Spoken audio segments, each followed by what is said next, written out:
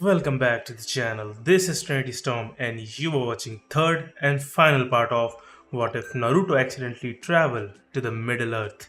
If you enjoyed this video, please like, share and subscribe to the channel. Now wasting no more time, let's start the story.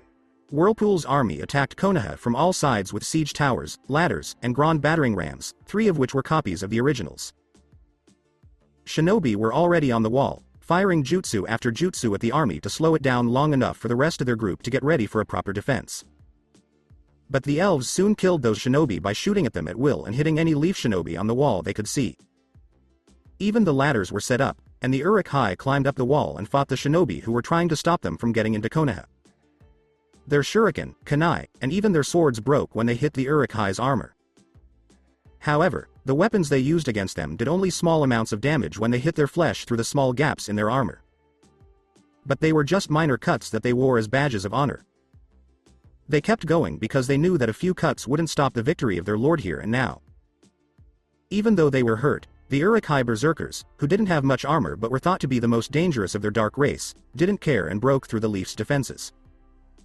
As for the catapults, once they were set up, they started to fire boulders over the wall and into the Leaf buildings. Some of them were covered in oil before Nibi's fire chakra set them on fire, making it hard for the shinobi in Konoha to put them out. The other Jinchuriki also used their demon powers. They were able to break through the Leaf's defenses in their own way, which helped the invasion of Konoha even more. Han covered most of the army on his side with heavy steam so that the elves, orcs, and Uruk-hai's arrows and other projectiles wouldn't be seen until the very end. Roshi put lava on the boulders that were shot out of the catapults. When they hit Konoha, they left scars in the Leaf that burned anything they touched. Fu was more of a close-quarters fighter. As she led her army to the gates, she moved quickly, almost too fast to see. She used the spear Naruto made for her to kill any Leaf shinobi who stood in the way of her army. "What is your command, my lord?" said the Witch King as he flew slightly above Naruto and his brothers, waiting for orders. "Fly through the village. Kill all that stand in your way. But more importantly, kill this man, as he has the power to weaken me and my mate. His presence must be removed before I enter village," said Naruto, showing a picture of an Anbu mask-wearing Leaf shinobi named Tenzo, who Naruto remembered from his early childhood, and seemed to calm him down when it fits of anger after unleash Kyuubi's power to defend himself from mobs. Based on what Naruto remembered about the history of the Leaf and what the previous Kyuubi remembered, the Namikaze had long thought that this person was related to Senju Hashirama in some way and had the power to stop demon powers. Not good for Naruto or any of his 4 generals if they have to fight him. They were strong even without the demons in their bodies, but Naruto would rather not have a fight like that, so the man was killed to stop the fight from happening. "This mask is worn by quite a few people in this village, my lord," the Witch King said, wishing he had a clearer picture with a face to go by. "Then I suggest you and the others kill them all. You'll know it's him when he uses a special ability to call on wood-based attacks," Naruto said when he saw the Witch King nod before he and the other Nazgul went higher into the air and flew into the village to destroy everything there.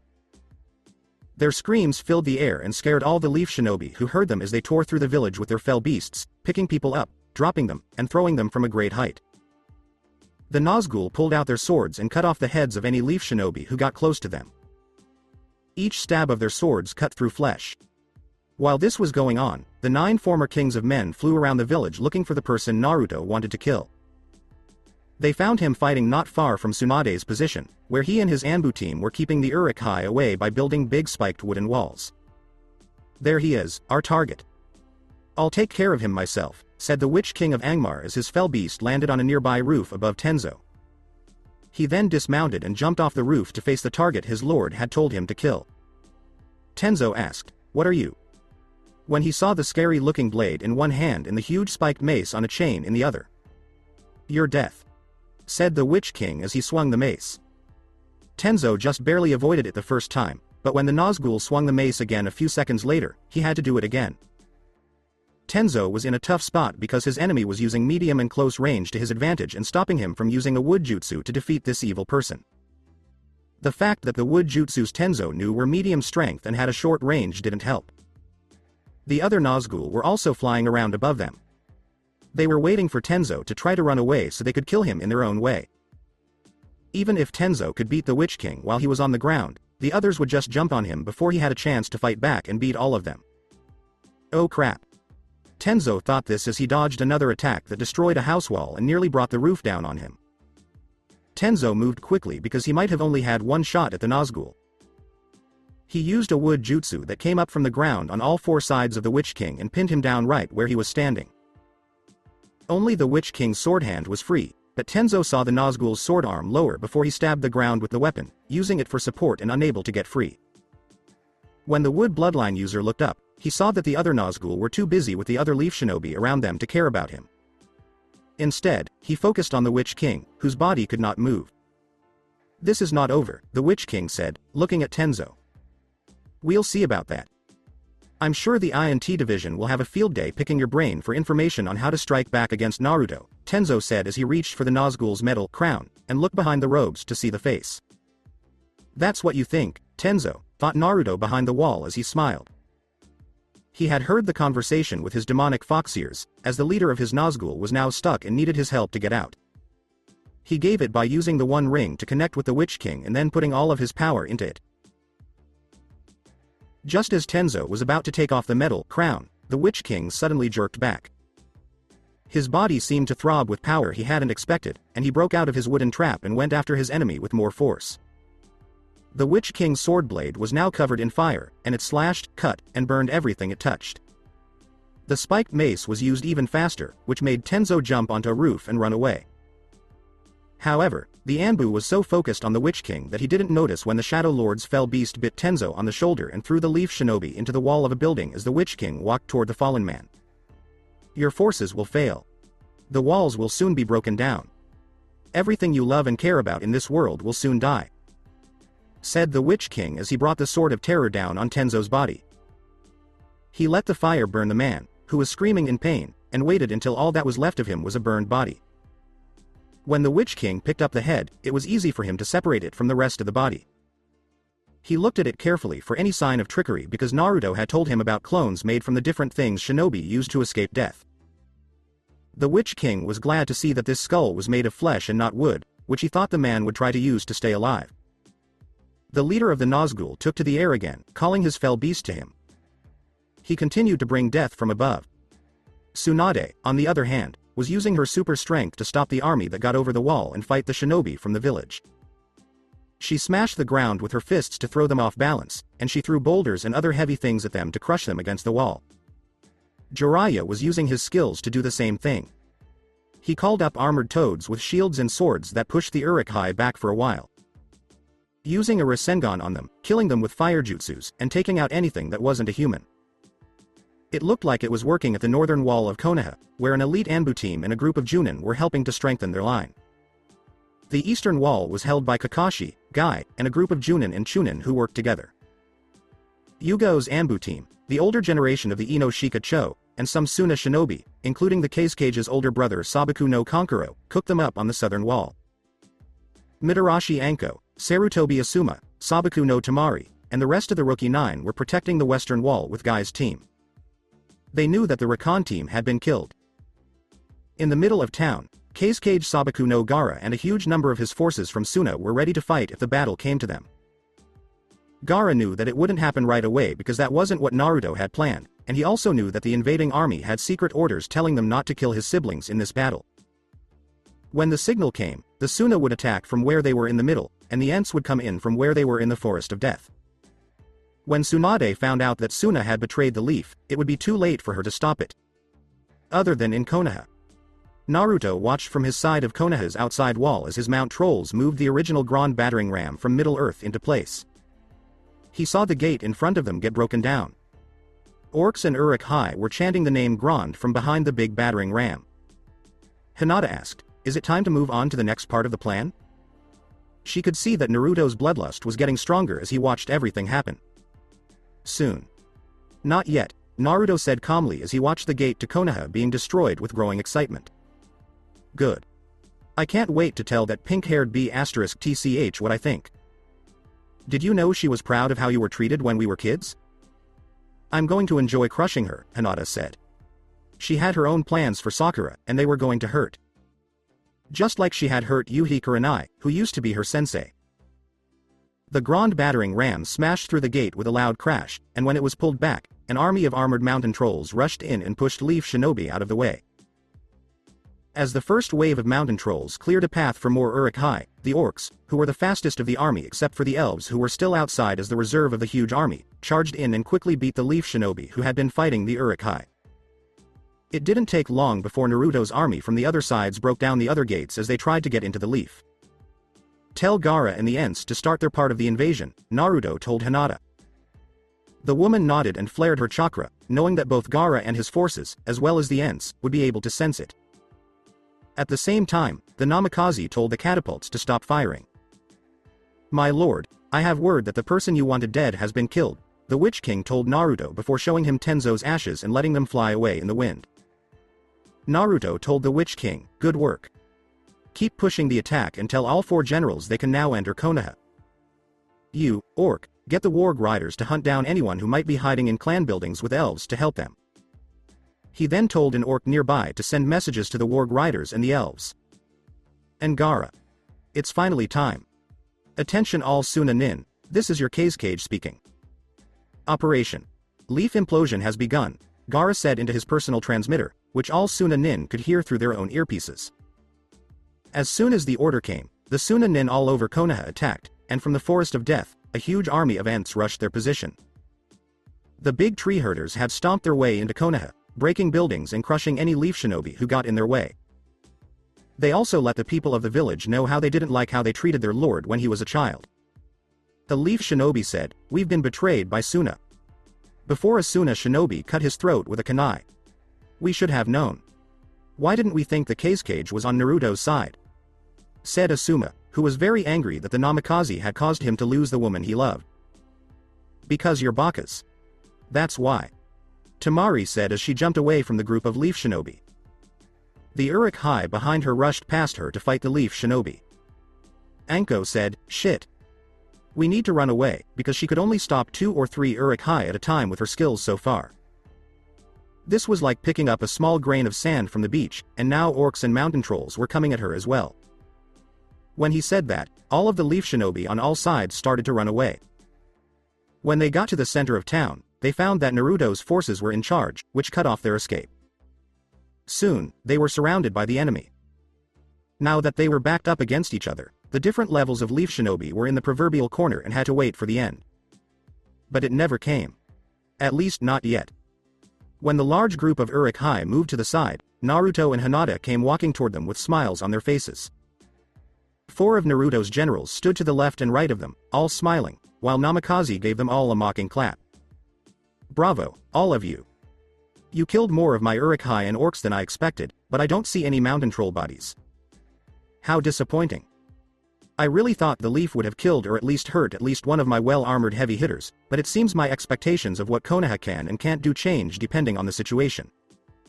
Then again, you weren't expecting me to come back here with an army and burn this village to the... There's no doubt that a few of the woman's fingers were broken, but nothing that she couldn't fix in a few minutes, and then she'd be right back in the fight. This isn't over, Naruto. What you did will make you an enemy of Iwa, Kumo, Taki, and their countries. Do you think the Fire Daimyo won't go to war over this and get the other countries involved? Asked Tsunade, seeing the man smirk. I don't think so. Iwa can go to hell. Taki is small, and Fu was their main muscle when she was with them. The Raikage won't do anything because we'll talk, and I'm pretty sure he'll see things my way, Naruto said as he watched Tsunade continue to glare at Jiraiya as he struggled to stand next to her with his wounds. Jiraiya said, you still have to deal with the Akatsuki and Orochimaru. Even you don't have the power to beat such sneaky shinobi. He knew that this army wouldn't be very good against a small group of people who were trained to strike from the shadows.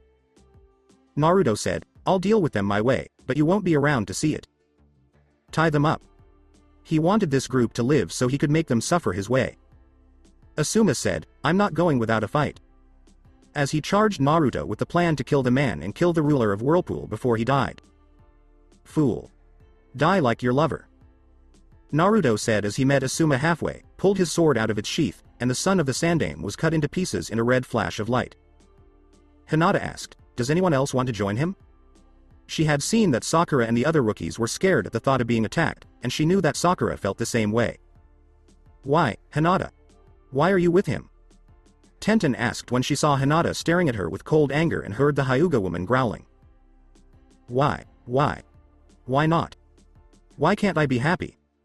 You may not believe it, but Naruto-kun makes me happy, and he has since we were kids. All of you see Naruto-kun as something so pitiful or horrible that he should be crushed without mercy. And for what? For what? Because of the Kyuubi? You've never thought for yourself that maybe the older generation was wrong about him being a monster and that he only became one because of their. The team sent to get Sasuke could use force, but not enough to kill the Uchiha. They were supposed to bring him back alive. Tsunade said when she saw Naruto laugh. He didn't want to come back. As soon as the chance came, Sasuke would have left, and we all know it. That Teme had the blood of arrogant traitors in it, and the fact that the people of the Leaf did nothing but cater to his every whim didn't help, Naruto said, seeing the Hokage frown even more. Killing him wasn't the answer, Tsunade told him in an attempt to make him feel bad. Says you and all the Uchiha lovers. Bind them. Naruto said again, telling the group to be held until later. And Uruk-hai asked Naruto, where should we go next, my lord? Mountain trolls were smashing buildings that didn't matter to Naruto, and Naruto told groups of elves in the back to start raiding certain places that were marked on the maps he gave to each team. He was in charge of more than half of the village at this point. Naruto didn't answer, though, and his 4 Jinchuriki generals tied the Leaf Shinobi one by one and put chakra-suppressing cuffs on each of them while moving the defeated shinobi away for later. He turned to the cage and walked over to Gaara, where he gave his friend a hug. The one-tailed vessel returned the hug. It's been too long, my friend and brother. We can only talk for so long through short messages that we have to destroy as soon as we read them, Naruto said, and Gaara nodded in agreement. Gaara said, I've missed you too, Naruto. I can't thank you enough for helping me with the Akatsuki and killing the 2 pairs of S-class nin who were paired up to beat my power. He owed Naruto a lot for that and called the Namikaze a true friend. Helping me with this is more than enough. As promised, the spoils of war you wanted are being gathered right now, and you'll get them before you leave, Naruto said. He was a Ma demon of his word, and he was going to make sure Gaara was well compensated for his help in the invasion. Thanks, Naruto, Gaara said when he saw his friend shake his head no. Do you want us to help you in other ways? No. You don't have to, Gaara. Helping me this far with my invasion more than I could ever ask of you. I put you in a position where things could have gone south for you and your siblings had Tsunade not been so focused on me. Though I will welcome you to come visit Whirlpool, as my honored guest, friend, and brother that I've always wanted, said Naruto seeing Gaara nod knowing he would look forward to being the Namikaze's honored guest while visiting Whirlpool. Gaara said, thank you again, Naruto. I won't stand in the way of your revenge any longer. His forces then left for a safe place to rest. Spread out. Destroy every part of this village that isn't being searched. I want this place to be wiped off the map. Said Naruto as his troops spread out and smashed, crushed, and burned everything in sight that didn't have any value to him. My lord. Said one of his elf commanders who was in charge of one of the groups whose job it was to rob shinobi stores to get things for his army. What is it, commander? Naruto asked the elf who was bowing down to him. My lord, we found a secret passageway in one of the stores that leads down to a deep underground network of paths and corridors. They look like they've been used recently because this mark is on one of the doors, the elf commander said, handing Naruto the symbol he had written down. I know what it is, Naruto said with a small growl when he saw it. What is it, Naruto-kun? Hinata asked in a worried tone. It's Danzo and his little butt buddy Roots program. He may have fooled everyone else into thinking it was disbanded, but the Sandame knew it existed, and so did I when they tried to abduct me one night. They would have succeeded too if Uchiha Itachi hadn't killed them all. So the fool thinks he can hide under the village like a rat?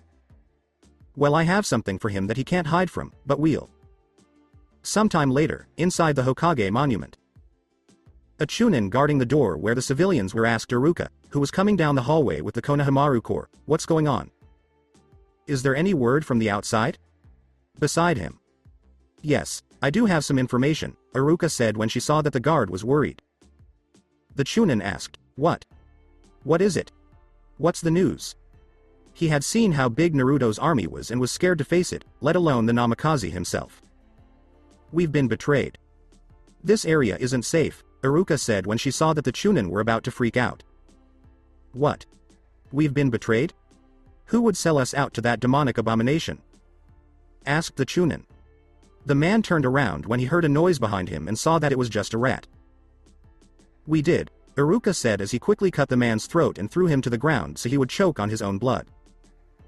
When Konohamaru saw Iruka-sensei smiling at the three genin, he asked, "What's next, Iruka-sensei?"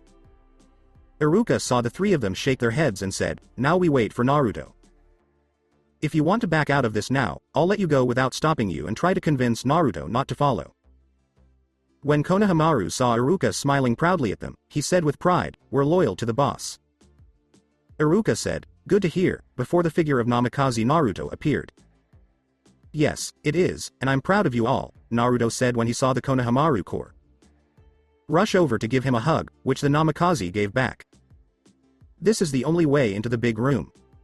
Ayame and her father are in there, too. You can trust them, Naruto, said Iruka, who saw Naruto nod and then signal for his army of elves to come in from behind him. Hold everyone back, but don't use too much force on those who try to fight back. I want them to be taken alive, Naruto told his elves as Iruka unlocked the door and let them all in. While Naruto and his 4 loyal spies went outside, they heard screams of fear, sounds of resistance, and then silence. Hokage's officia later. So, how's the chair? Yugito asked when he and the other generals walked into the office and saw Naruto sitting in it while wearing his Hokage robes. Not bad, but Tsunade's fat behind ruined the seating. She left a big mark on it that no jutsu could fix, Naruto said before getting angry about the chair he liked sitting in as a kid when with the sandame and throwing it out the window. Han said simply, "You look just like your father in those robes." You know that, right? Yeah, I kind of figured it out from the picture on the wall above, Naruto said. He then made shadow clones and had them take everything in the office to look at later before going to the wall with the forbidden scroll of sealing. As they were leaving, Naruto saw that the other offices of council members, clan heads, and other people who worked in the tower were also being searched. All the papers had to be put away in a neat way, put in packages, and sent back to Whirlpool so Naruto could look at them himself. When Naruto went outside, the people hiding in the Hokage monument had chains on all 4 of their limbs and were separated from their children. They were also blindfolded so that their scared minds wouldn't see death everywhere. The adults were lined up in a single row, and Naruto's army watched as they slowly made their way to the execution chamber set up by the orcs. They knew this was where they were going to die. Zurich, an elf commander, told Naruto, "My lord, we found the girl you told me about and her father. We'll get them to Wave Country using the carriage that came from the capital of Fire Country," and Naruto nodded. "How do they feel about what I've done?" Naruto asked the elf commander, who didn't know what to say. When Naruto shook his head at him, Zurich said, "It's hard to say, my lord, but I don't think they dislike you and can be called your friends. They are the closest thing I have to family. Ayame was like a sister to me, and her father was like a father to me too," Naruto said when he saw the elf commander nod. "Understood, my lord," Zurich said when he saw Naruto walking toward his highly valued group of Leaf Shinobi prisoners, who were still under heavy guard even though they were handcuffed. "Why haven't you killed us yet?" Tsunade asked the mountain troll next to her, who was holding the spiked mallet. "Why do you ask? Are you in a hurry to die?" "You shouldn't be, since hell is waiting for all of you in the afterlife," Naruto said when he heard the Hokage growl. She would have rushed him if the mountain troll hadn't caught her with his weapon before she could take one step. "Your father would be ashamed of you," Jiraiya said. He then coughed a bit because his injuries had made him less healthy. "My father wanted me to be seen as a hero. It's not my fault that you jackasses couldn't look past your own pain to do it," Naruto said as he coughed up more blood and saw the Sannin glare at him. When Naruto looked at him, Kakashi said, "You could have kept going to win over the people. You really think I'm an idiot, don't you?" Naruto asked his former sensei as he walked up to him and grabbed him by the throat. What? Kakashi said, trying to breathe even though Naruto's hand was slowly crushing his windpipe. "You're pathetic. You think I don't hear things, Kakashi? You thought I was so weak when I was on Team 7. You thought I'd never spy on you when I was with the other Junin, Chunin, and civilians in Konoha. I heard all your talks about me. How you laughed at my dream of being Hokage. How you were never going to accept me as your Hokage. How you'd gain my trust if I ever became Ho. And Naruto, you have to realize that it was a hard time for all of us, and the people of Konoha were still suffering because of the Kyuubi," Kakashi said before crying out as the tightness in his throat got worse and everyone heard Naruto's throat growl. I understand you perfectly, Baka. My suffering was a joke to you. A comedy you made up and made me pay for. The moment I was free, it became your tragedy because it would end, and then your horror when the army I made to crush the leaf showed up at your door. How does it feel, Hitaki? How does it feel to know that your life is in the hands of the man you persecuted when he was a child? It makes you afraid. I can see it in your eyes. What do you want from us now? Tsunade asked Naruto when she saw that he was looking at everyone with cold eyes. Me? Nothing. I just want you all to suffer, and I know how to make that happen. However, there are some of you who shouldn't have to suffer, and I will offer you the chance to join me in changing the world. If you refuse, I will understand, and you will die quietly and without pain, depending on how you respond to the offer, of course, Naruto said as he saw the group look back at him with defiance. I told you before that no leaf child would ever bow down to a foreign ruler, Tsunade said when she saw Naruto laughing. And I told you, old hag, that every son and daughter who is loyal to the leaf shall die. Naruto said when he saw Tsunade narrow her eyes before they grew wider as she understood. Well, you won't find anyone here willing to join your side, Tsunade said with confidence. I'll decide, Naruto said as he walked over to Anko. He could see that she was trying to look brave under his piercing gaze. I won't work for you, and nothing you give me will change my mind, Anko said when she saw the man in front of her raise an eyebrow. Are you sure you don't even want to take off that curse seal on your neck? Naruto asked, making Anko's eyes widen. Anko asked, you can do that? Then she kicked herself for letting slip that she wanted to be rid of Orochimaru's bad influence in her body. Don't listen to him, said Tsunade, but Hinata punched her in the stomach to stop her from talking. When I was studying seals in secret, the third Hokage gave me this as a top-secret task. I would have been able to do it if the Uchiha hadn't run off to find his future butt-buddy, who is responsible for your seal. Since your own seal isn't active, it makes removing yours easier, and I can do it right now. For a price, Naruto said, remembering his days as a mercenary in Middle-earth. Anko just said, my servitude, and Naruto nodded. Unlike here, you won't be called slutty snake bitch, or Orochimaru's broken whore in Whirlpool, where I plan to start my own village. I think your experience would be very helpful, said Naruto, who had seen Anko flinch at the harsh words people used to describe her while she served the leaf with unwavering loyalty to prove she wasn't like her former sensei. They don't say it as much anymore, Anko said, trying to keep the thought of a life without that dark cloud over her head from enticing her. Probably because the councils in the Hokage had plans to get rid of you by sending a mission to kill me, Naruto told her before showing her the mission Tsunade wanted to send through the right channels. What?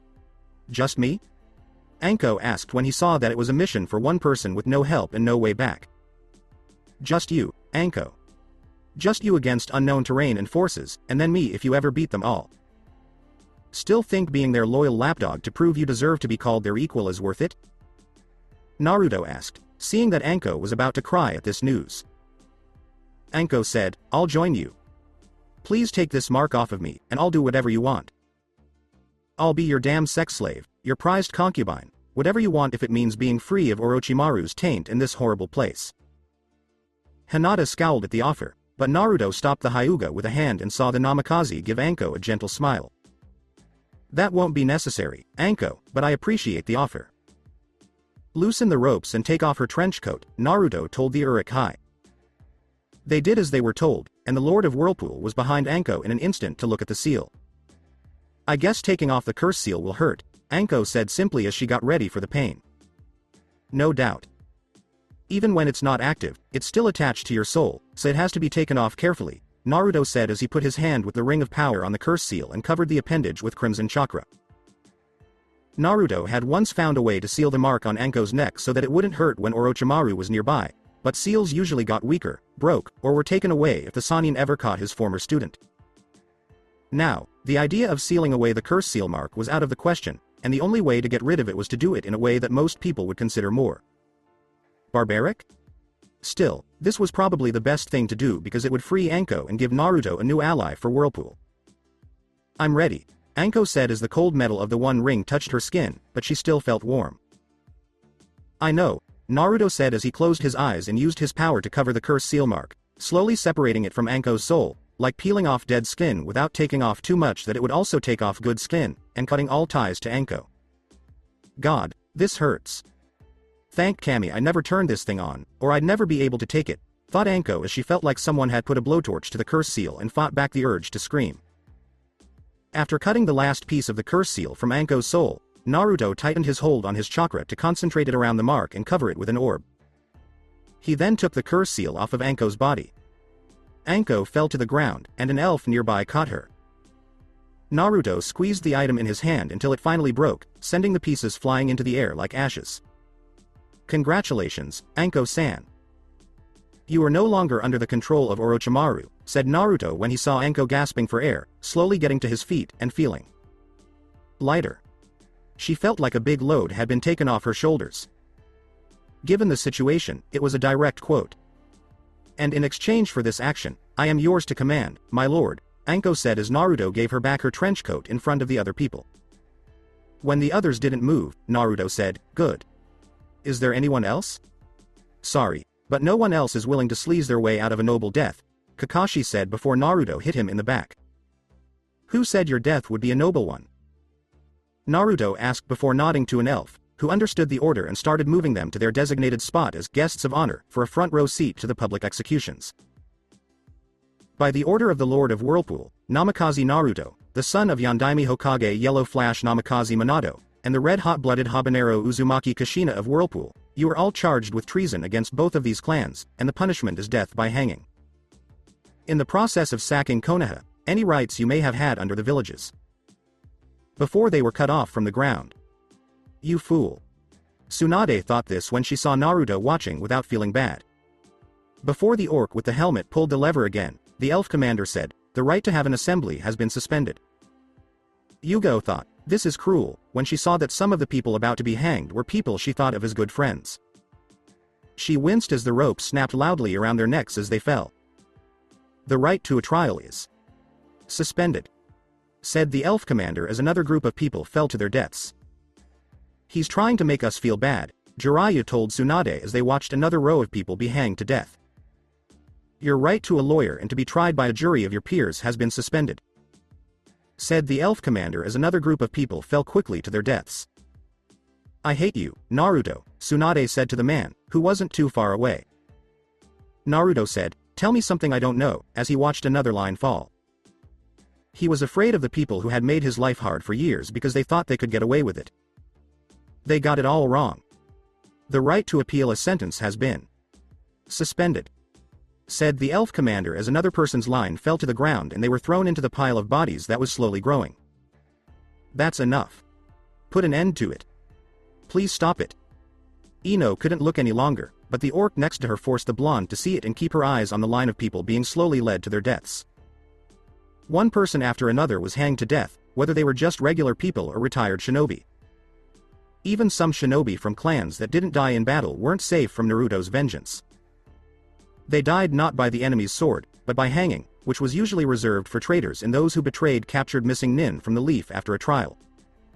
What do you want to do with this one, my lord?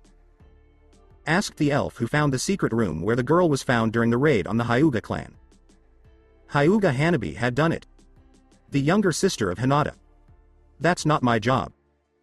Naruto said, that's a family matter that my mate should take care of, as he watched Hinata walk up to him, kiss him on the cheek, and then look down at her scared little sister. Sister, Hanabi said, terrified of Hinata. This person in front of her was no longer the shy, timid girl who would hold back to stop the Hyuga elders from making a branch family member of the Hyuga clan. Instead, this person was now a demonic fox who could crush almost anyone she wanted with a flick of her wrist. Take her to Whirlpool under close watch, and have a room ready for her at Isengard. My little sister won't get hurt unless she fights back, Hinata said. She had seen Hanabi's back stiffen and knew that her sister wouldn't try anything. Yes, Mistress Hinata, the elf said as he bowed to the woman. Then a group of elves came and led the Hyuga girl, who was still scared, out of the room. What are you going to do with the children you are now leaving without parents? Or do I really want to know? Tsunade asked when she saw Naruto slightly turn toward her. They won't be without a parent for long. Naruto said, in Wave Country, I plan to give them new homes where they will learn how to work hard and be grateful for what they have. I've already talked to the Wave Daimyo about setting up an adoption program, and I want these kids to know that their lives were easy compared to what they have now. At least, that's what he had in mind for the village's civilian children. Shinobi families and clans would send their children to Whirlpool to grow up. What will happen when they grow up?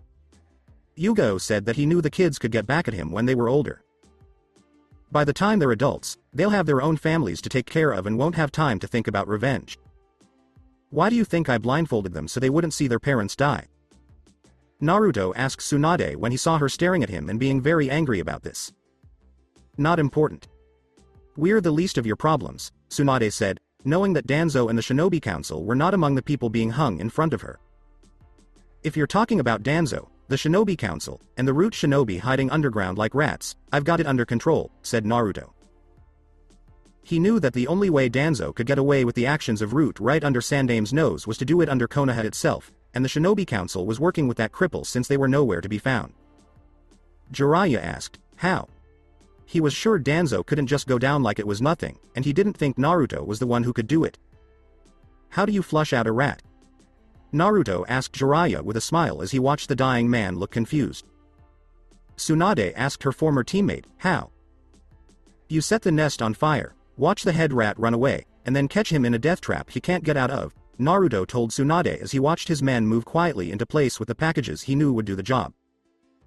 Even if Danzo's root forces were able to stay alive or if the man himself found a way to leave Konoha in another way, he had nowhere to go. His army was already in places where Naruto thought Danzo might set up escape routes. I can't let this go unpunished. As Tsunade fought against her handcuffs, she thought, I need to break free and find a way to free these people before it's too late. But the Urukai's growl told the Hokage not to try, and she could feel the creature's blade near her back. Are you still trying to get away, old hag? You should know better, but you're getting old, so it's not really a surprise. You just need to stop being so brave.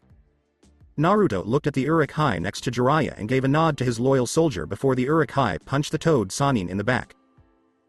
Jiraiya yelled out in pain and fell to his knees as the armored fist hit him in the jaw, breaking it and sending his teeth flying. Naruto was asked by Tsunade to stop his Urukai, but he didn't even move a finger, and Jiraiya was hit over and over again, making his wounds worse. Quit it. Naruto, stop it. Tsunade said, I want to make a bet with you. She could see that Naruto was now interested in making a bet with her. A bet? Join me?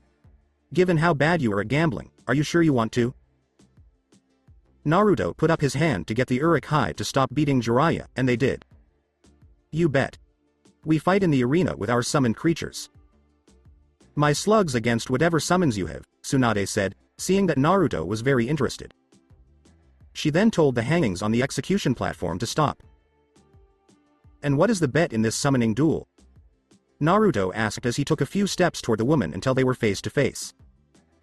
If I win, you'll die at my hands, your army will leave, and the rest of these people will be free, Tsunade said.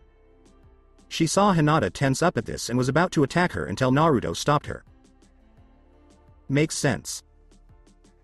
But if I win our battle, they will all die first and you will die last, knowing that you are the last loyal shinobi of the Leaf, Naruto told Tsunade while looking straight into her eyes to let her know that she was betting not just on her own life but also on the lives of the people of the Leaf in this summoning battle.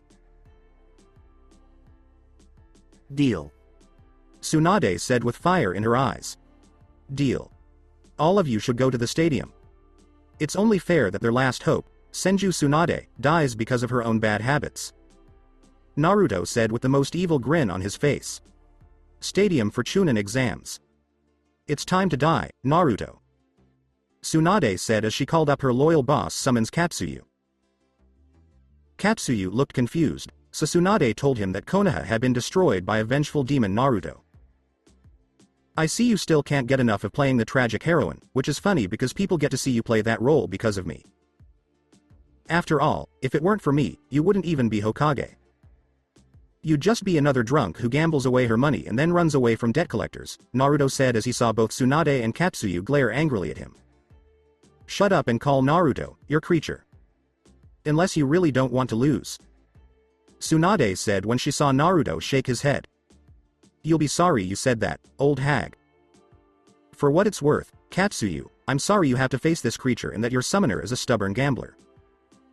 Summoning Jutsu. Naruto shouted as he bit his thumb, put it on his tattoo on his arm, and channeled demonic chakra into his palm.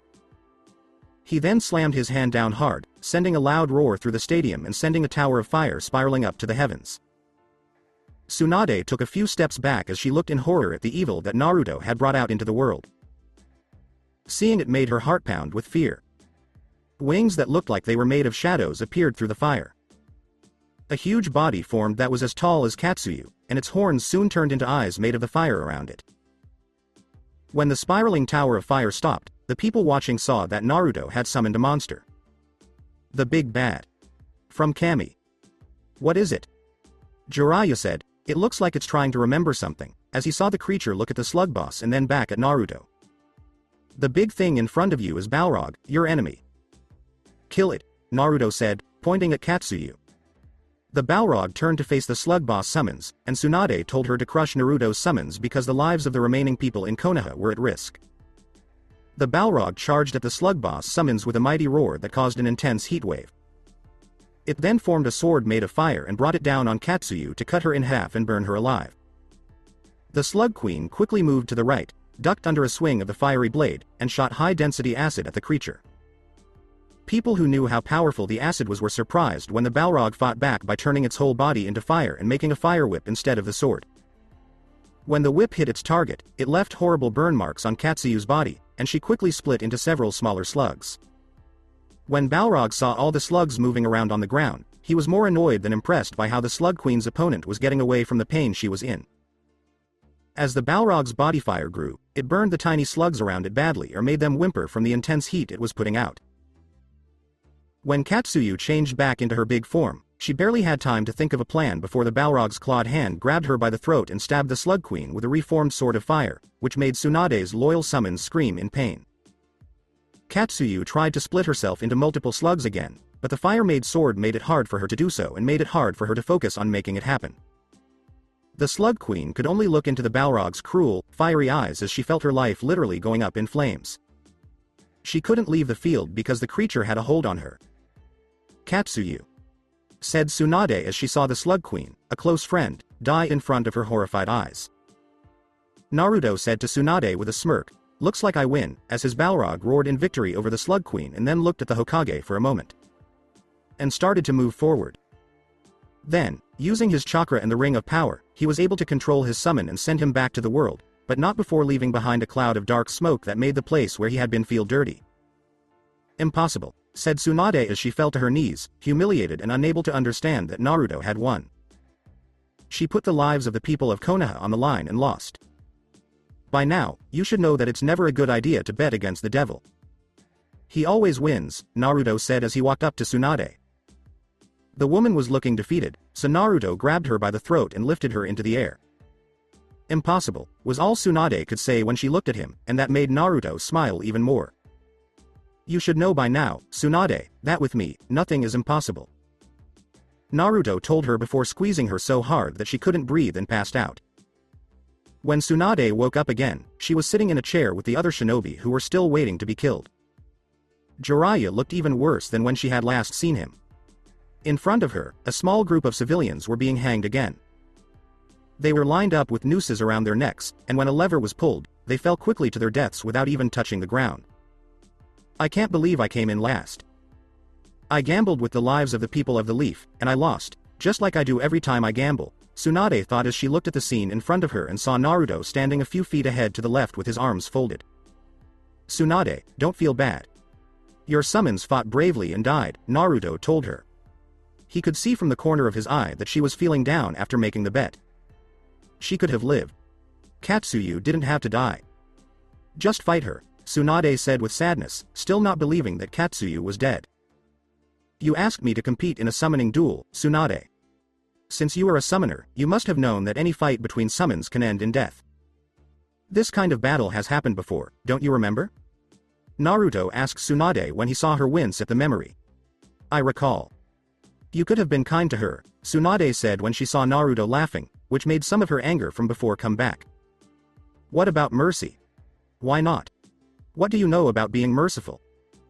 Every day I was a shinobi, I fought to prove I wasn't a monster and that I wasn't the monster everyone thought I was. I wanted to show them they might have been wrong to think I was a monster. How did my hard work pay off? I was ignored, beaten up, and hated by everyone around me because of it. They didn't just hate me because I had a fox in my stomach. They also hated me because I tried to prove them wrong by trying to see the truth instead of telling the lie. Why should I be kind to people who don't even know what the word means but talk like they do? Before Naruto fully turned to face Tsunade, a line of Leaf civilians who had a rope tied around their necks fell short of the ground. Tsunade was not talking at all. She didn't have to say anything now because it was too late. When all the civilians, defeated shinobi from clans, and others who had been captured were hanged to death, it was finally time for Tsunade's group to face their punishment. As their line walked up the last steps they would ever take, they could hear the execution drums. They knew it was the last beat of music they would ever hear. One by one, the nooses were put around their necks while the cuffs stayed on. Only Tsunade was crying now, as a guard carefully watched her. Tsunade, don't cry. On the other side, we'll see each other again soon. We're all going to be together again. You, me, Shizune, Dan, and Nawaki. We'll talk, laugh, drink, and gamble like we used to when we were all together, Jiraiya said with a smile on his bloody, scraped face, just before he felt the Uruk-hai tighten the noose around his neck to stop him from talking. Shizune will not come with you. I've convinced her to join me, Naruto said. He had already done this after he and Tsunade had defeated the enemy at the hospital, captured Tsunade, and killed the ones who tried to fight back while hanging the rest. On the roof of the hospital, Shizune was the only person he met. Flashback. Roof of hospital. Naruto said, "Join me, Shizune," as he looked at Shizune, who was ready to fight, and his two Uruk-hai, who were ready to protect their lord. You destroyed the village and killed a lot of people, and you'll probably keep doing that after Konoha is all yours. What's in it for me? I don't want anything from you," said Shizune when she saw Naruto smile. Maybe, but Shizune, this invitation to you is just a formality. If you don't want to join, I'll just have to force you to see things my way. Naruto moved faster than Shizune could respond, and the Namikaze's hand was on her face before the woman realized she had been pushed back against the hospital roof fence. Before Shizune could respond, Naruto turned on the ring of power and poured all of his power into her mind. He grinned when he saw how hard the woman was fighting it. Shizune's mind and spirit were no match for the One Ring, though. Before she gave up, she saw things from Naruto's point of view. Naruto let go of Shizune's face when he saw that she was no longer trying to get away. He smiled and took a step back to watch the woman slowly get to her feet. Shizune bowed to Naruto and told him, "You can tell me what to do, Naruto-sama." Naruto just kept grinning. Flashback is over. No. Tsunade yelled as she stood up from her chair, but the mountain troll behind her grabbed her hand and threatened to kill her with a club if she didn't sit back down. Have no fear, Tsunade. Shizune is now in good care. Naruto said, "Mine," and gave a thumbs down sign with his hand. The orc on the lever nodded and pulled the lever.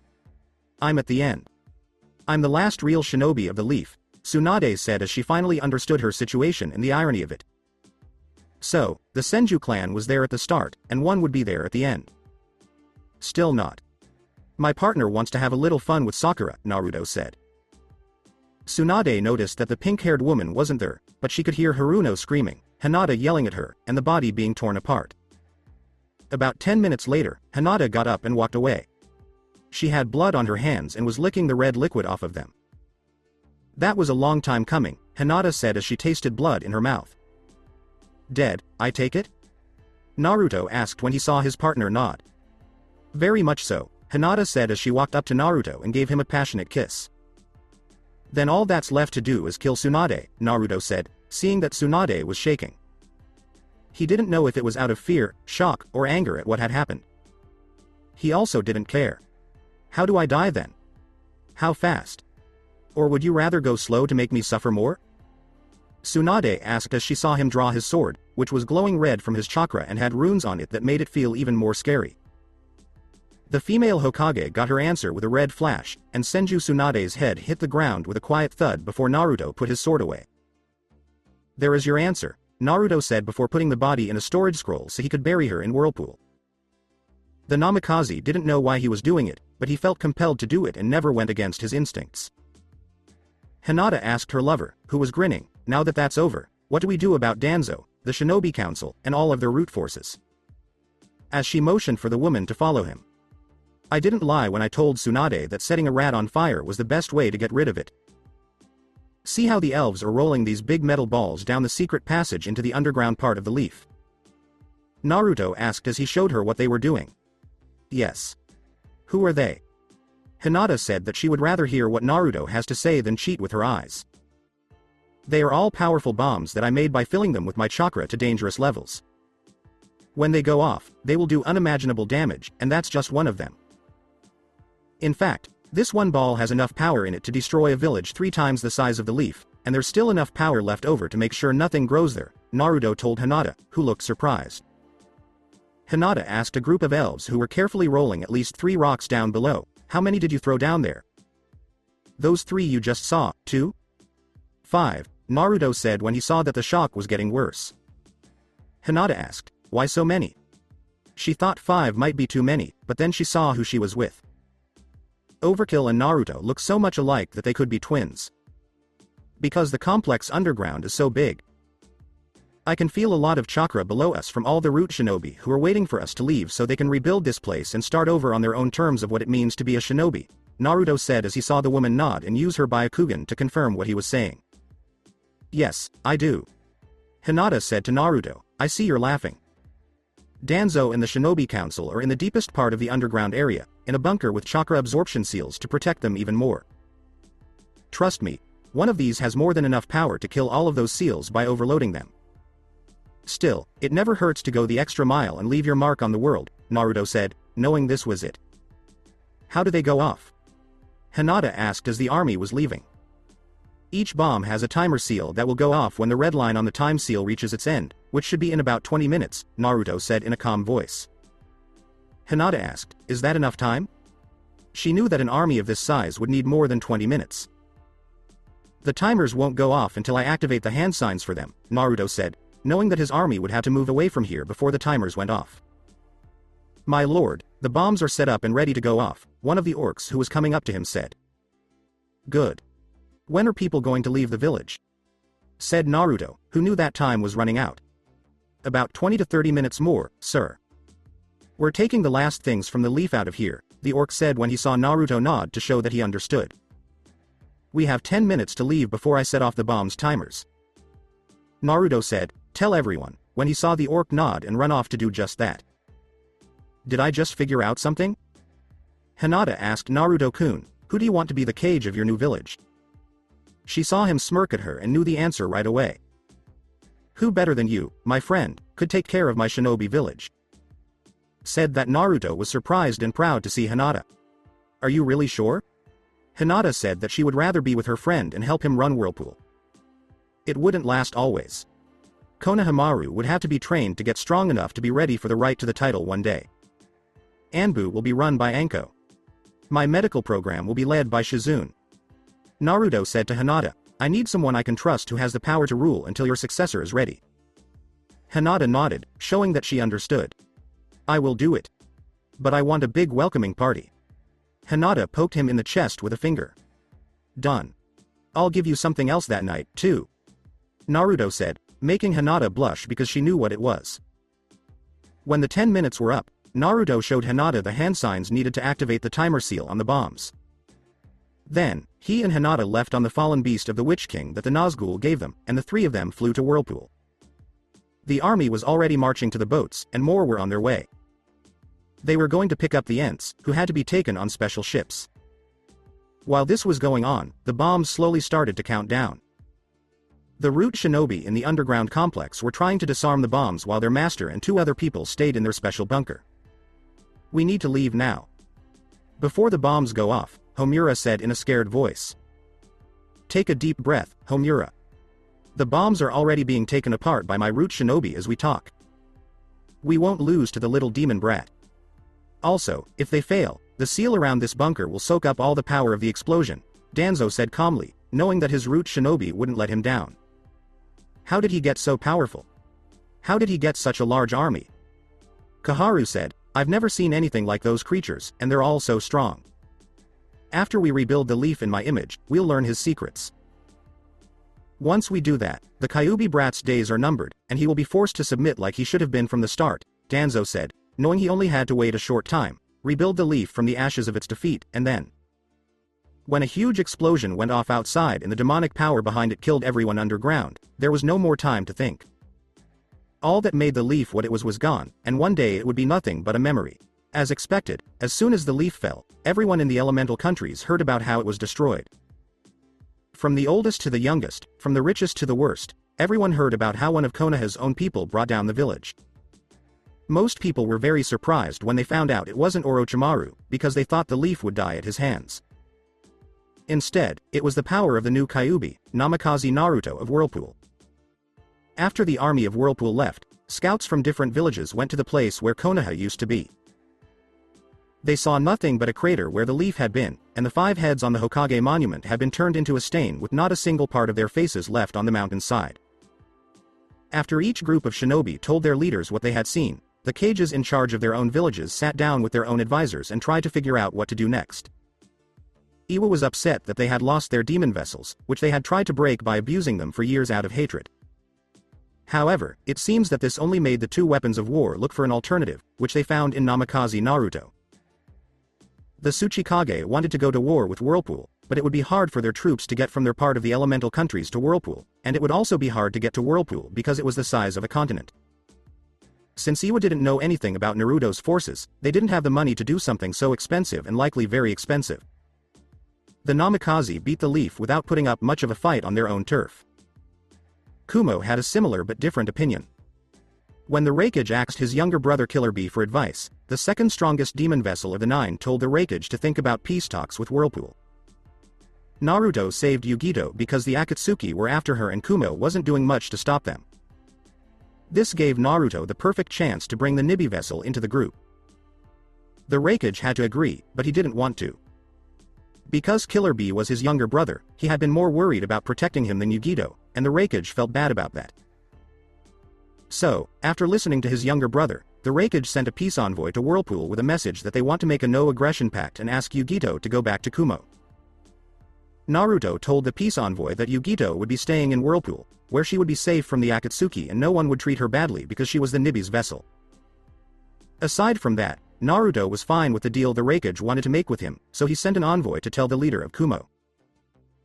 Naruto also made it clear that Yugito should stay in Whirlpool by saying that the army he used to beat the leaf was only a small part of what he had and that he could use much more of it to attack Kumo if they weren't careful. The Raikage agreed to the slightly changed deal, and there was even a chance that trade could be allowed in the far future. Mist also sent an envoy led by the new Mizukage, a woman named Terumi Mei, who wanted to start trading with Whirlpool right away and make a deal with its leader. Naruto agreed because he knew that both of them would benefit, and because the Namikaze wanted to show his respect for the first 2 people outside of the leaf he had ever respected. Zabuza wanted to restore Mist to its former glory. Haku wanted to make his dream come true, and Naruto, in his own way, wanted the same thing. Taki sent an envoy because he wanted to stay neutral. He knew that Fu could lead Naruto's forces straight to their village and crush them because they hurt the girl. When Naruto asked Fu what she wanted for Taki's village, the 7-tailed vessel just shrugged because she didn't care much about it. Still, with the exception of Suna, it was in a key place near Iwa and shouldn't be ignored. So Naruto agreed to be neutral on the condition that Taki tell Whirlpool and Suna what Iwa was doing in their area.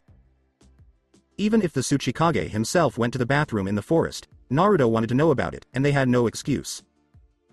Now came the hardest part, which had to do with the Akatsuki and Orochimaru and his friend Ut.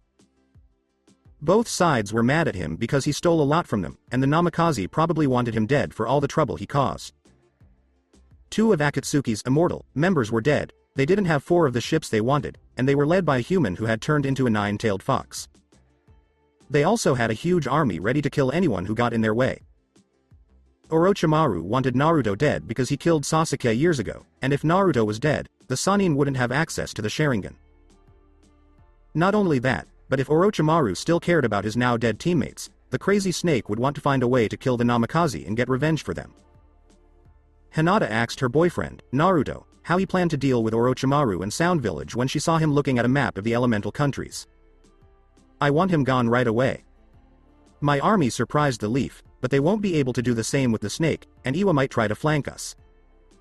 I have shinobi, but not as many as I would like because most of them are very young children who need to be trained to use their powers. I'm sure you'll make sure they do, and bring in a new breed of shinobi the world has never seen before.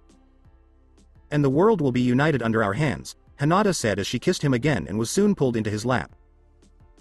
I have no doubt it will happen with the help of our allies, the army, and the Ring of Power, Naruto said as he touched Hinata's rear end and enjoyed how the woman sitting on him moaning at his touch. Hinata said, I need you, as Naruto's hands worked their magic on her and she felt her desire for the namikaze grow. Then take me, Naruto said in her ear, and he could feel Hinata rubbing her hips against his. Hinata asks, are you sure? I'm not wearing any underwear, as she felt Naruto pull apart the top of her kimono so he could play with her breasts. She then unzipped his pants to let his hardened erection out. Don't worry. I can get a new chair, Naruto said, which was true since this had happened to him and Hinata more than once. That's why there were a few extra chairs ready to go. When Naruto opened the bottom of Hinata's kimono, he felt his cock enter her. This made Hinata moan at being filled by his length, and Naruto let out a moan of his own because it made him feel so good. Without thinking, Naruto started pushing up into Hinata's pussy. He could hear her gasping in pleasure, and he could feel her trying to match him by bouncing in the same way he did, so that when she went down, he went up. Hinata pulled Naruto to her breasts, where he started sucking, which made the Hyuga vixen squeal with pleasure. With his hands on her behind, it made her hips grind into him even more, and when he thrust, it hit Hinata just the way she wanted. Hinata said, make me cum, Naruto-kun. Please make me cum, as he kept stabbing her with his meat so hard that she almost rolled her eyes in the back of her head. Naruto didn't answer because he was deep in Hinata's big, pillowy valley pleasures. Instead, he gave Hinata what she wanted by thrusting faster, harder, and deeper than before. Hinata's eyes rolled back in her head when Naruto hit her breasts. She let out a wail of pleasure and cucked hard, and Naruto soon joined her. Goddamn, I love you, Naruto said to Hinata as he was panting with her. He knew that his hot woman was thinking the same thing about him. Me, too. Up for another round? Hinata asks, sensing that he was getting hard. When Naruto saw Hinata slowly get off of him, bend over his desk, and shake her hips at him, he said, do you have to axe? Hinata said in a seductive way, then come get me, big boy, and he did. He opened the bottom half of her kimono again and pushed hard into her pussy. Naruto whispered in her ear, you're going to be sore after this, and groped her breasts in a way that was only topped by his thrust. Hinata said, I know. I want to be. As Naruto twisted his mouth around one of her breasts and started thrusting in an animalistic way. Naruto just said, good, and kept beating on Hinata. He even lifted her leg to make her take him sideways while kissing the Hyuga's panting mouth, which didn't do much to quiet the screams of pleasure. Anko, Shizune, Yugito, and Fu were all red-faced when they heard the sounds of love-making in the room. They'd be lying if they said they didn't feel jealous that the Hyuga got to have all this fun while they didn't. Even though the other men in Whirlpool were also attractive, there was something about Naruto that made them want him, and it made them a little frustrated in some ways. Kami, I wish he'd let me be his concubine. He's a lord of Whirlpool and could take me as one, said Anko. She didn't mind being used by Naruto in this way because it didn't seem like such a bad gig, and the Namikaze were the last of his clans on both sides of his family. Bring it up at the next meeting and make sure you ask his mate before then. You know how she is around him, and the only way to be with Naruto is with her blessing, said Fu, who felt the same way and knew that Hinata was the alpha female of all of them. Maybe we should come back later when they're done, Shizune said when she heard another happy cry. It made her feel hot inside. If they ever finish. I once waited 2 hours for them to be done. Naruto is an alpha male who needs more than one mate, Yugito said as she heard the demon inside her call Naruto an alpha male. Maybe we'll get lucky, and this won't take long, Anko said as she watched Yugito shake her head and her face turn a little more red. That 2-hour wait was nothing, Yugito said as their cheeks turned redder. Anko asks, should we play a deck of cards while we wait? He knew they might be here for a while.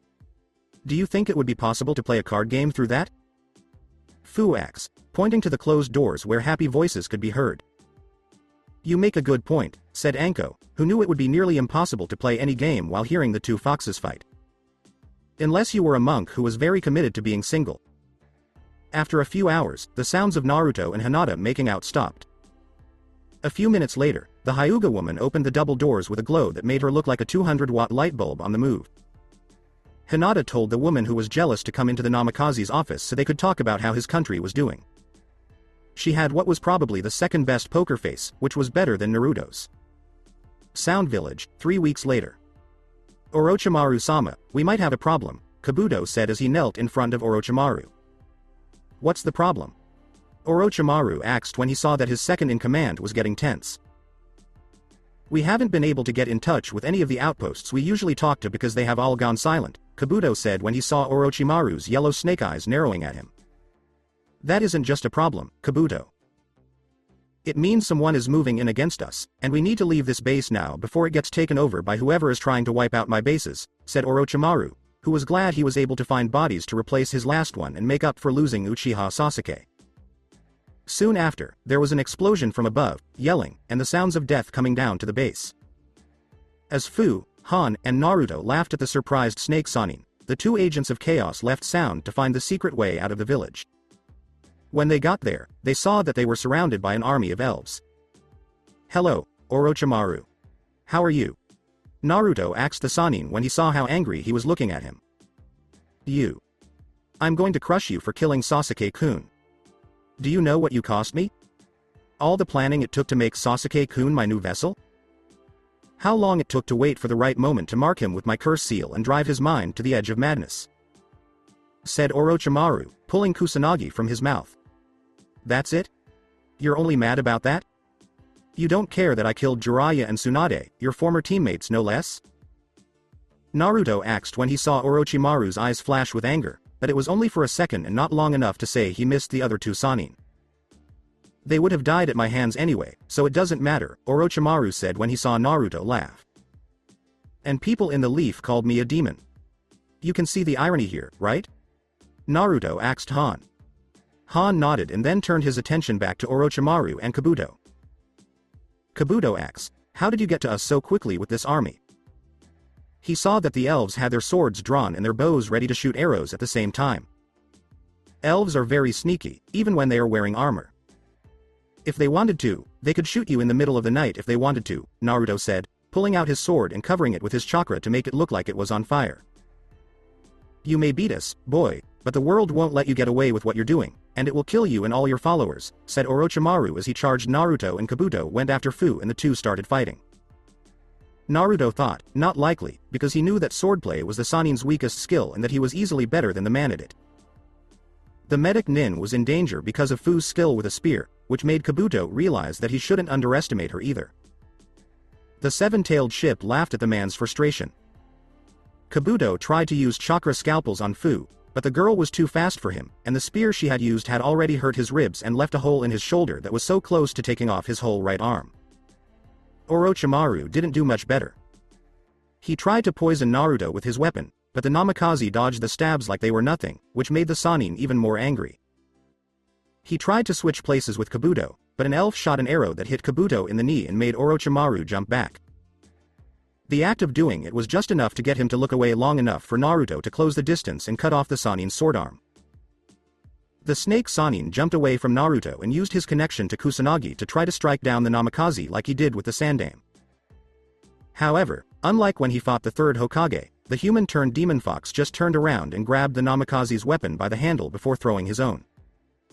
Orochimaru didn't expect this to happen when the blade hit his heart. The blade went all the way to the hilt and was covered in demonic chakra, eating away at the Sanin's heart, which was his most important organ and kept him alive. As he was dying and crying out in pain, Orochimaru saw that Kabuto wasn't doing any better and that Fu did the same thing Naruto did with his spear. The second-in-command's body couldn't heal his wounds the way it normally would because Fu's demonic chakra was stopping it. He was on his knees and wanted to cry out in pain. He couldn't, though, because the spear had already gone through his chest. With a quick pull, out, and spin, Kabuto's head was cut clean off his body. So far, so good, Fu said as she cleaned off her spear and Naruto did the same with his sword and sealed away Kusanagi. Yes, Naruto told Han. Tell the rest of the army to move in on Sound and burn it down. Han nodded, and Naruto led the elves to a village that would soon be destroyed. As he had said, the Sound village was burned to the ground, and only the ashes that were blown away by the wind were left. After moving a few miles away from the destruction he had ordered, Naruto was able to sleep peacefully until he sensed that someone, or more likely a group of people, were coming toward him. Naruto woke up his army by making a bird sound and sending a small pulse from his ring through the camp. The army pretended to be asleep, but when the invaders came into the camp, they stood up and were ready to fight. Kisame asked Itachi, "Are you sure about this?" He was looking at elves with swords and bows with arrows aimed at different parts of their bodies. If either member of the Akatsuki moved the slightest bit, they would both die in the time it takes to beat a heart. It made me feel like I was back in Mist. Kisame, you said it yourself. Itachi said, "It's better to be on the devil's side than in his way, and I don't want to be in his way." He said this as he looked at Naruto, Han, and Fu standing there ready to fight. They were all waiting for one thing to happen for this one-sided fight to start. Itachi and Kisame Hoshigaki. Two people who are part of the Akatsuki group. Your leader must think you two are very good at completing suicide missions if he only sent the two of you, Naruto said as he watched Itachi take one step forward and heard the sound of the rope pulling back a little bit from the archers in the Namikaze's army. Namikaze, we are not here to fight you. We're here to help, Itachi said as he and Kisame slowly got down on their knees in front of Naruto. Liar, Naruto said in a simple way. No. We are telling the truth. I have evidence. This scroll, Itachi said as he pulled out a sealed scroll and rolled it between the two. How can I be sure that this scroll won't blow up? How do I know you didn't set this up to catch me? Naruto said as he looked at the scroll that was sealed and had the symbol of the Sandaime on it. Because Naruto, deep down, you believe in me. Just like you trusted me to keep you safe when you were a child. Itachi said, I was the only Uchiha anyone ever trusted. People tried to kill me and beat me, but I always stopped them. Itachi had done almost everything he could to stop people from killing him and beating the once alone boy. Kill them both if he does anything. Don't think twice about firing. Got it? Naruto asked Fu. Fu nodded and kept a close eye on the two of them. Naruto walked slowly up to the scroll, picked it up, and opened it before reading what would show Itachi was loyal to him. Slowly, Naruto's eyes started to get bigger as he read about the secret mission that the Sandaime had given to Itachi, to spy on the Akatsuki and tell Jiraiya what the group was doing to hunt down the tailed beasts so that they could be used for some unknown grand plan. In the scroll, it said who was involved, where the bases were, which demons were taken out, and what order was needed to take the demons out of their bodies. Itachi said, as you can see, I was a loyal Konoha agent, but the only people who knew about this were the Sandaime and Jiraiya. I don't know if Tsunade was told, though. Naruto laughed at the names of his now dead godparents. I think not. If she did it, she had no right to tell me or anyone else who should have known. Also, neither of them ever cared about my life, and now that they're dead, I don't care about them either. Since you two have nowhere to go, I'm guessing you want to join me and help make the world more stable, Naruto said when he saw Itachi nod and Kisame do the same. I might be bloodthirsty sometimes, but I'm not an idiot when it comes to facing you, kid, and I'd be an idiot to stay on the losing side, Kisame said as he saw Naruto scowl at him and heard Itachi sigh and say something that sounded like, idiot. I see. And how can I make sure you'll stay loyal when the world isn't in such a state of chaos? Naruto said as he watched Kisame think for a moment before answering. What's a good dental plan? When Kisame saw Naruto, she wasn't happy. Kisame, come here. I think I know how, Naruto said when he saw that Kisame didn't want to do that. When Kisame saw Naruto shake his head no, she asks, you're not going to kill me, are you? If I wanted to kill you, Kisame, I would have told the elves to shoot you with enough arrows to make you an early morning meal, and I would have taken your sword to the Mizukage to collect your bounty, Naruto said as Kisame walked toward him, even though it was clear that the shark man was nervous. Okay. So, what do you want? Hey. Said Kisame as Naruto quickly grabbed the shark man's face with his right hand and called on the ring of power. Behind the former seven swordsmen of the mist, Uchiha Itachi didn't move a muscle as he watched Kisame's face become covered in demonic energy and Naruto's ring finger shine brightly like the light from a lighthouse in the thick fog. Kisame tried to pull the hand off his face, but the Namikaze's grip was so strong that it wouldn't budge no matter how hard the shark man pulled. At some point, Kisame stopped flailing around and just seemed to go limp. Naruto was still holding the man's head, but when he let go, the swordsman fell to the ground. Itachi thought for a moment that Naruto had killed Kisame and wondered if that was what was in store for him now. But just a few seconds after kissing the ground, Kisame got up and bowed to Naruto. His eyes were now cloudy, and he had a strange look on his face. "Welcome, Kisame-san," Naruto said in a simple way. Kisame said, "I live to serve Naruto-sama," and then he smiled and his eyes stopped being cloudy. "That's great. Itachi, get up." Naruto said, "I trust you," when he saw the Uchiha get up from the ground and walk toward him. "Just like that?" Itachi asked with doubt. "Yes. As simple as that. If you were really trying to trick me when you brought me here, you would have already set the trap or tried to stop Kisame from fully joining my side," Naruto said when he saw Itachi nod in agreement. Itachi asks, "What now?" as the soldiers around him carefully put their weapons away. "First, we're going to kill everyone on Iwa. But that's not the mission I have for you. The mission I have for you is more diplomatic. I'm sending you to Spring Country to talk to Whirlpool about making a trade and alliance deal. At the same time, I need you to change the minds of her advisors, since they were loyal to the Leaf and are probably still pressuring her to go to war with me," Naruto said, as he saw a look of relief on Itachi's face at not having to be a part of Iwa's destruction and was silently thankful for it. When Kisame saw Naruto shake his head no, she asks, "Am I going with him?" "No. You will make people afraid when they don't need to be. You help Iwa attack the village and flood it with water, which I know you can do. We're going to change Stone Village into Mud Village. Once the area is full of water, you'll attack them with it, and when the time is right, the army will come in and kill them all," Naruto said, seeing Kisame raise an eyebrow at an afterthought running through his mind. "No one in jail?" Kisame asks if Iwa would be destroyed as a whole or just the buildings and adults. "The kids will be saved and sent somewhere else. Children from civilian families will go to Wave Country for training, while children from shinobi families will go to Whirlpool. Hinata is my wife and partner," Naruto said when he saw the two former Akatsuki members nod in agreement. Itachi thought, just like he did with the Leaf. Sailors on ships that traded with Whirlpool noticed that there were a lot of kids, but none of them seemed to belong to adults. This made the sailors wonder if the kids were orphans. Itachi was sure that something bad had happened to the children of Konoha, and the plan to deal with Iwa only confirmed this. Still, it was a good plan and a good thing to do because it kept the children from dying and gave them a reason to live. A plan that Itachi could support. Itachi asks, "When do I leave?" He knew that the faster he left, the better. Now. As soon as possible is best. Go to the port in Fire Country that is a little to the southeast of here. That is where my fleet is docked. Take this along. By wearing this special symbol on your shoulder, everyone will know that you are one of my loyal subordinates and that I trust you.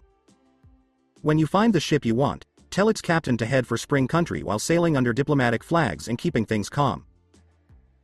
You also need to change into something more Whirlpool specific, and it just so happens that I can help you with that," Naruto told Itachi as he gave him the special Whirlpool emblem and signaled for some of his men to bring over some extra armor and a helmet made for elves. But Itachi could still wear it, since it was better than wearing the Akatsuki cloak and hat over his old Leaf Anbu outfit. It was more of a disguise than a real change in Itachi's clothes, and it gave the Uchiha a chance to meet the daimyo of Spring Country instead of being killed right away. "I won't let you down, my lord," Itachi said as he bowed and left for his destination. "I get it. Just do what you can. That's all I ask of my subordinates," Naruto said as he watched Itachi disappear into the darkness of the forest around them. "The remaining Akatsuki won't go down without a fight, Naruto-sama," said Kisame. He knew that the remaining members of the group would be hard to beat and could cause a lot of casualties for the new Kyuubi's army. "I get it. So, when we face them, we have to make sure they're all dead and stay dead long after the fight is over," Naruto said, seeing Kisame nod in agreement. "I can do that," Kisame said with a smile, eager for that fight. "I know you will," Naruto said, since he already knew what he was going to do to fight the last of the Akatsuki and bring peace to the elemental countries. Whirlpool right now. So you all want to be with my Naruto-kun. Do I understand you right? Hinata said this as she looked at the four women in her office and saw that they were a little embarrassed by the question but still determined. They all nodded their heads politely. Since you were his mate, we thought it would be best to talk to you first about Izukage-sama, Yugito said when he saw Hinata narrow her eyes at the four of them. You should know that I don't want to share my mate with anyone. It makes me feel like I'm not enough for my mate and that someone else has to make up the difference, Hinata said as she watched the woman's eyes get even more nervous and tapped a clawed finger on the armrest of her chair. No, Izukage-sama, it's nothing like that. It's just that as the feudal lord of Whirlpool, Naruto-sama is expected to have more than one lover, and with all due respect, the man will have certain needs after you become pregnant with his child, Fu said. Hinata's eyes glazed over when she heard pregnant with his child, and it didn't take a genius to figure out that having Naruto's child was the Hyuga's big dream. I see. Well, I can understand that, since Naruto-kun is a man and because I'm pregnant, I wouldn't be able to give him any kind of release he might need. I will think about what you said and talk to him about the idea when he gets back. Hinata said, dismissed. And went back to doing the paperwork she needed to do for the day and talking to Hanabi, who still lived in Isengard, about bringing back their clan when they were older in their still slowly growing shinobi village. Hinata had seen how much her little sister liked Konohamaru, so she knew it wouldn't be hard to get them together. Since the boy was the last of his clan, it wouldn't be a problem if Moegi liked the young Sarutobi, either, since the boy was the last of his clan. Hinata realized that letting Naruto have other people attached to him wasn't such a bad idea either, since Naruto was now a feudal lord and each daimyo had more than one female companion besides his wife to make sure there was at least one child of their family bloodline alive. The 4 women who told her they wanted to be with Naruto did so for all the right reasons, even if they didn't say so. It would go against her kind nature to make them stay away from Naruto, since she felt the same way about the Namikaze. She would talk to Naruto about this later, for sure. 1 week after Iwa. The Tsuchikage was scared, and he had good reason to be. His village had been destroyed by the same person who had destroyed their rival village, and by the son of their most hated enemy from the last war. Even scarier was the fact that an army was behind Roshi, Han, and Hoshigaki Kisame as they helped blockade the village. Even though each shinobi was a one-man army, it was worse to have a real army. It was also worse that 2 of the 3 shinobi knew everything about the village. There was no way for his troops to get away, no hidden surprises that could be used against the enemy, and no outside force that could attack them from the side. So this is the end for Iwa, and on my watch no less, he said. How did so many bad things happen?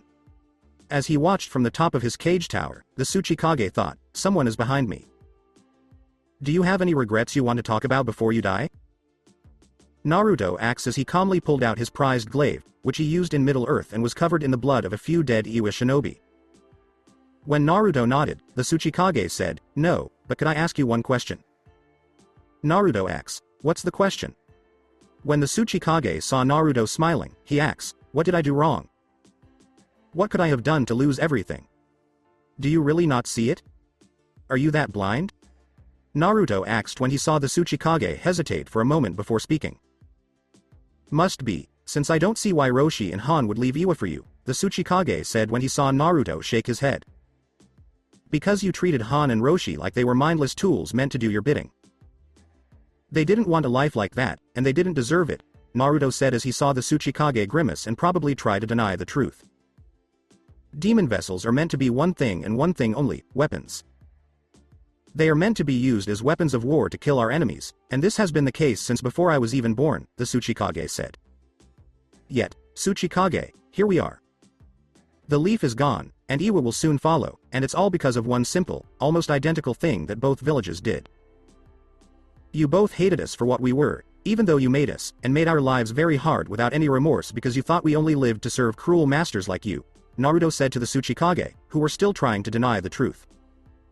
You make it sound like your kind deserves to be treated with respect like any other normal human beings. You don't. You're just monsters.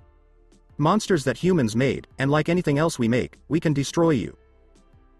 Said the Tsuchikage, but the man was quickly silenced by a diagonal cut from the glaive that left a deep gash on the cage's torso and forced him to his knees. That's if we were born monsters. We are humans who became monsters, so we are immune to dying at the hands of our so-called creators, who made us this way. You only have yourselves to blame. When you see my godparents in hell, tell them I said hello and thanks for nothing, Naruto said as he cut the Tsuchikage's head clean off his body. Han walked up behind Naruto and saw the Tsuchikage's dead body. Iwa has fallen, Naruto-sama, he said. Good. Find out where the children are, blindfold them all, and take them quietly to the transports we have that will take them to our temporary base near Taki. Fu will be there to meet you and help you take them through that area to the ports that will take them either to Wave or Whirlpool, Naruto said when he saw Han nod before giving the order. Now that Iwa is dead, there is only one more danger to Naruto, his partner, and the stability of the elemental countries. The Akatsuki was its name. Kisame said that their headquarters were in aim and that they were ready to attack. 1 week later at Akatsuki HQ1. Itachi and Kisame have betrayed the Akatsuki, Pain said when he saw Konan, Zetsu, and Uchiha Madara secretly dressed up as Tobi. When Konan saw Pain nod, he asks, "Is this confirmed information?" The spies we still have working for us saw Uchiha Itachi talking to the Spring Country daimyo while wearing the armor of Whirlpool, and Kisame was seen helping to destroy Iwa. They no longer wear the cloaks, hats, and rings of the Akatsuki, Pain said, noticing that Zetsu and Konan were getting nervous. When Konan saw that Pain was thinking hard, he asks, "What should we do, Pain-sama?" "I don't know. The only thing that comes to mind is to go dormant until the right time to strike and destroy the Kyuubi vessel when he least expects it," Pain said just before an explosion shook the meeting room. The white half of Zetsu said in a panicked voice, "We're being attacked." "Everyone for themselves," said the dark half of Zetsu in the same panicked way.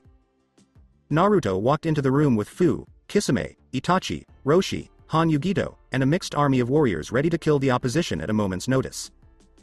"Am I interrupting or can anyone join this meeting?" he asks. Pain looked at Naruto with his Rinnegan eyes and said, "You."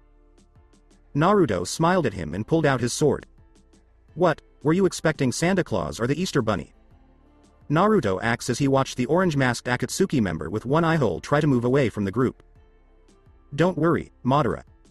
They know you're trying to escape, and they're ready for it."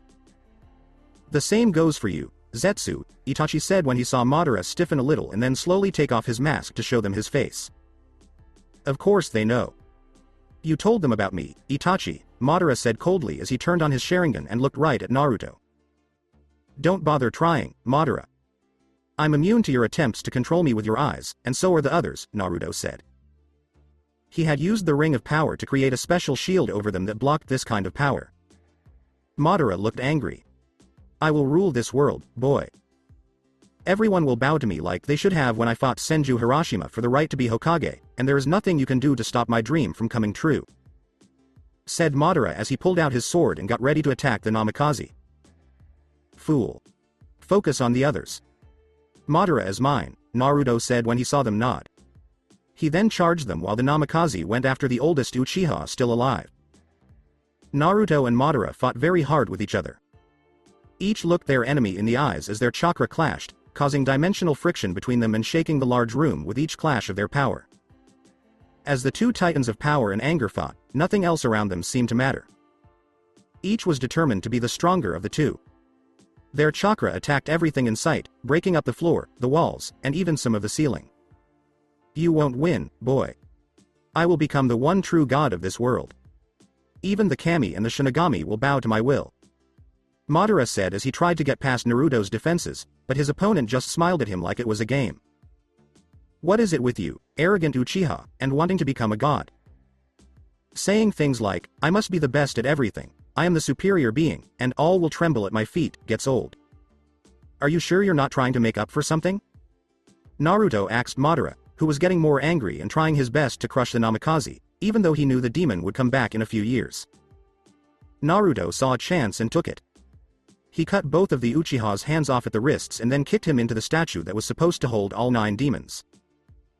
Gaara, the Raikage's younger brother, and the 3-tailed beast swimming around somewhere in the ocean, the strongest of the 9-tailed beasts, saw that this thing was a major threat to his generals and decided it was time to take out the key to the Akatsuki's plans.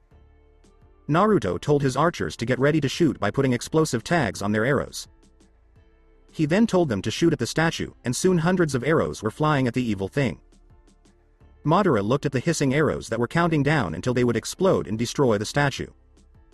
The Uchiha barely escaped the blast when he jumped away, but as soon as he did, a figure came out from behind him and was covered in demonic chakra.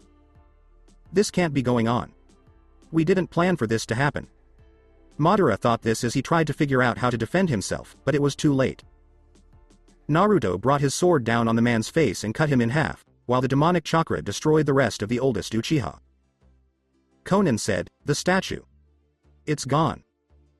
As the one beast they had captured was set free and its spirit flew out of the room to appear somewhere else. "So the leader is making decisions from the shadows, right, Pain?" Naruto asked when he saw the man staring at him with a hateful look while he was concentrating on the other paths to the Namikaze.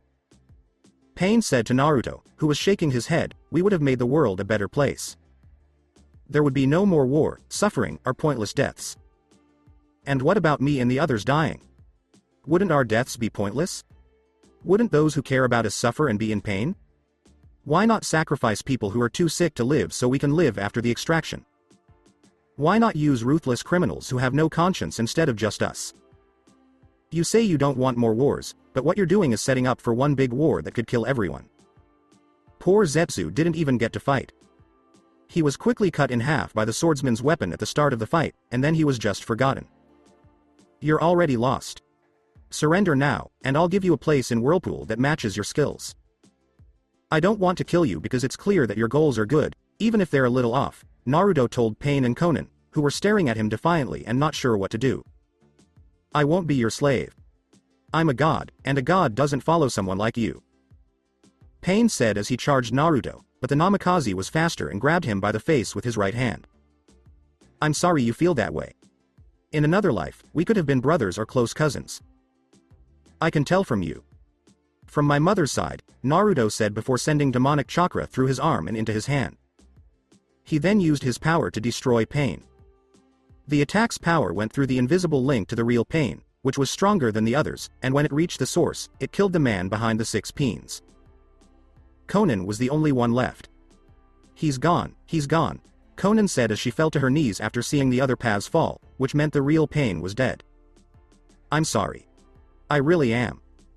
I can tell from your sadness that he was special because of how much you care about him, Naruto said as he walked toward the woman, who now looked up and saw his sad eyes. Konan was crying when Naruto knelt down in front of her. She said, he just wanted to stop all of this stupid fighting for power. I know.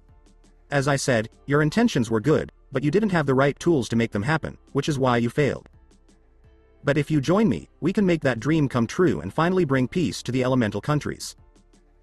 You are the only one who can bring the people of AIM together now, and with your help, we can do it, Naruto told Konan, who looked at him for a long time and then nodded in agreement.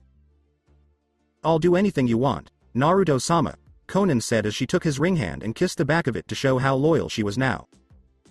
Thanks, Konan. Now, let's get out of here and get AIM ready for the news you're going to give her, Naruto said when he saw the woman nod, and he and the woman stood up. Yes, Naruto-sama, said Konan, who knew that a message would need to be sent out soon. The end. It had been a few years since the last few rebels in the elemental countries were killed, and since then, there had been a sort of peace. There was some fighting here and there, but nothing that would have started a big war that would have ended it. After Naruto and the Leaf, Iwa, and Sound Villages destroyed the Akatsuki organization and made peace with the Leaf, Iwa, and Sound Villages, the other shinobi villages made peace with each other. The feudal lords of the elemental countries could go to Whirlpool to talk to Naruto about why he was destroying these 3 villages. When each daimyo went back to his or her own country, many people were surprised by what the feudal lords did to set up trade rights and peaceful alliances with Naruto. They had given Naruto a lot of power over the elemental countries by putting people who were loyal to him in charge of different parts of the courts of all the daimyos.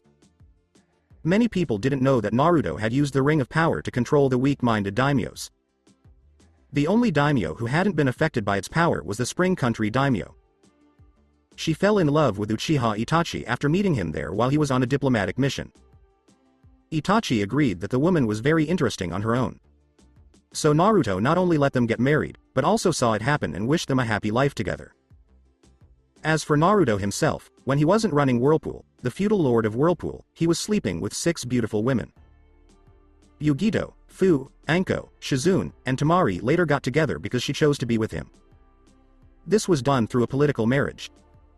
Naruto was hesitant at first, not because of Temari, but because Gaara was using her as an object to keep Suna and Whirlpool in a stronger relationship. But Temari told Naruto that she liked him, and she agreed to help even though she knew that any other female shinobi would see it as a mission. She didn't do it. So, after talking with Hinata, it was decided that Temari would join Naruto's small group of concubines, which was the official term since he was already married to Hinata, along with the other girls who wanted to be his lovers. Hinata was pregnant with their 3rd child. She had already given him twin sons. Anko was 6 months along with what she thought was a girl. Shizune was at 3 months. The other girls were desperately trying to have children of their own, but they didn't want to get pregnant at the same time as their sisters, because they didn't want to keep their stud of a lover from being satisfied while they were pregnant. That's not nice. You spoil me, Naruto said to his 4 lovers, 3 of whom were pregnant and holding on to him lovingly. Hinata cuddled up to him and kissed his cheek as she said, "You've more than earned it." The twins were crying in the next room for one of their parents to come see them, and Naruto could only laugh because he knew it would be him who would take care of them. The call is from the twins. "I don't want to be a bad dad and ignore them," Naruto said as he kissed each of his daughters. He then got out of bed and put on his bathrobe before going to check on his kids. "You'll never do something wrong, Father Naruto-kun." Hinata said, "You're perfect," when she saw Naruto stop at the door and grin at her. "Because I have all of you here in my heart. Not this on my finger," Naruto said before going to check on the twins. He felt that after everything that had happened to him, he was finally complete. So that's it for today. I hope you guys enjoyed it. Don't forget to like, share and subscribe to the channel for more awesome stories like this. Thank you. See you all in my next video.